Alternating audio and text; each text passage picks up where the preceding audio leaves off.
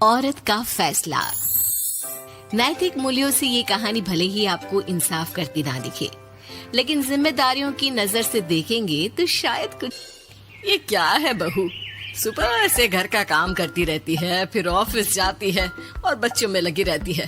अरे ऑफिस क्यों नहीं छोड़ देती, या फिर घर के लिए कोई नौकरानी रख ले।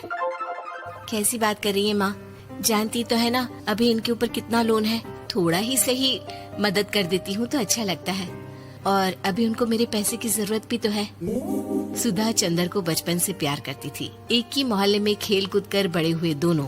जहाँ सुधा संपन्न परिवार से थी, तो वहीं चंदर का परिवार आर्थिक परेशानियों से जूझता ही रहा। लेकिन सुधा की जिद के आगे किसी की नहीं चली। सुधा, कल ऑफिस जल्दी जाना है और 2 दिन के लिए गुजरात ऑफिस के काम से भी जाना होगा। अरे कैसी बात कर रहा है बेटा, बहू को अगले महीने बच्चा होने वाला है, इस वक्त तो उसके साथ रहे। अरे कोई बात नहीं ना माँ, उनको जरूरी काम होगा, वरना मेरा चंदर ऐसे वक्त में मुझे छोड़कर कभी नहीं जाता। चंदर सुबह घर से निकलता तो आधी रात को घर में घुसता, वो भी शराब के नशे में। चंदर की माँ उसे खूब समझाती। अरे माँ, देख रही हो ना कितना कर्जा है सर पर, काम करना पड़ता है। दिन रात काम नहीं करूँगा तो घर कैसे चलेगा। अरे लेकिन बहू को भी तो देख लिया कर, इस हालत में भी घर का बाहर का सारा काम करती है।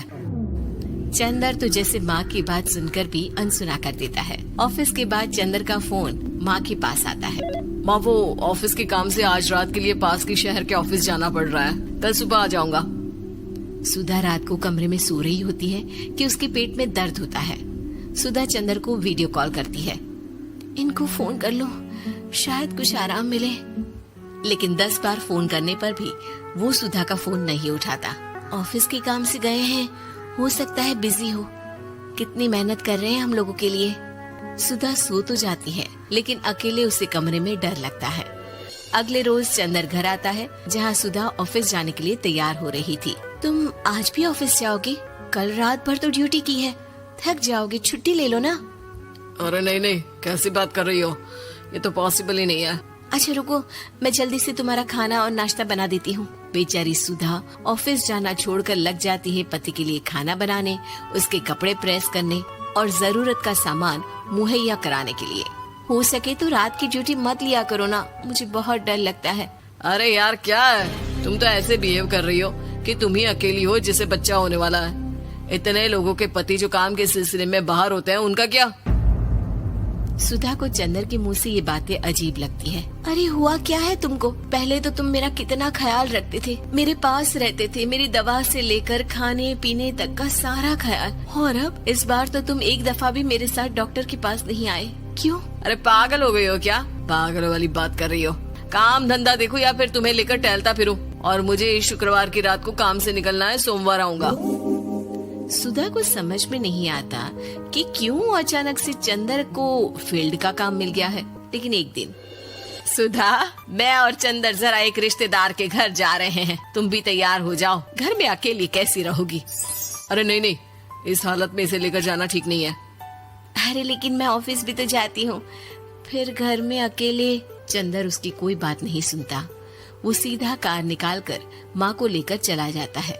सुधा घर के काम में लग जाती है कि अचानक उसकी नजर चंदर के बैग पर पड़ती है, जिसमें एक कागज दिखाई देता है। इनकी कागज भी ना इधर उधर फैले होते हैं, एक भी खो जाएगा तो बवाल करेंगे। लेकिन जैसे ही सुधा वो कागज खोलकर देखती है तो वो सदमे में आ जाती है। दरअसल वो कागज नहीं, बल्कि चंदर और उसके ऑफिस में काम करने वाली लड़की चांदनी की गोवा की टिकट होती है। सुधा चंदर के बैग को खोलकर देखती है तो उसे होटल के बिल से लेकर महंगे गिफ्ट्स और दूसरे शहरों के टिकट मिलते हैं। सुधा को समझते देर नहीं लगती कि उसका पति किसी और लड़की के साथ है। चंदर के आने पर सुधा उससे बात करती है। अरे नहीं नहीं, ऐसा कुछ नहीं है, तुमको गलत फहमी हो गई है। लेकिन जब सुधा के सवाल तीखे हो जाते हैं तो चंदर को अपनी गलती माननी पड़ती है और वो सुधा से माफी मांग लेता है। सुधा फैसला कर लेती है कि वो चंदर को छोड़ देगी। बच्चे और सामान को लेकर वो घर से निकल ही रही होती है कि सास उसे रोकती है। कहाँ जाएगी बेटा, रुक जा। चंदर को सुधा का जाना खल नहीं रहा था। वो झूठे मुंह भी उसे रोकने की कोशिश ही नहीं कर रहा था। सुधा चंदर को देखती है और मायके चली जाती है। मायके में माँ कहती है, अरे आज से कैसे घर छोड़कर आ गई? कौन सा चंदर तुझे छोड़ रहा था? माफी तो मांग ली थी ना। देखो बेटा, बेटी डोली में जाती है और अर्थी में ही निकलती है। पर पापा, मेरा आत्मसम्मान, उसका क्या? आपने मुझे पढ़ाया लिखाया है, इस लायक बनाया कि मैं खुद का खर्चा उठा सकूं, बेटी को पढ़ा सकूं, एक अच्छा जीवन पाऊं।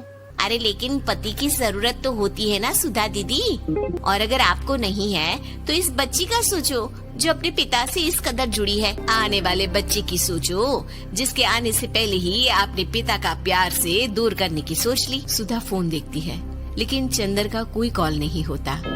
वो समझ नहीं पाती कि अपने आत्मसम्मान के बारे में सोचे या बच्चों के बारे में। मम्मी, हम नाना नानी के घर से दादी और पापा के पास कब जाएंगे? नहीं जाएंगे बेटा, अब यहीं रहेंगे। नहीं मम्मी, मैं पापा के पास जाऊंगी, मुझे दादी के साथ रहना है। और मेरे साथ? हाँ, आपके साथ भी तो, सबके साथ माँ।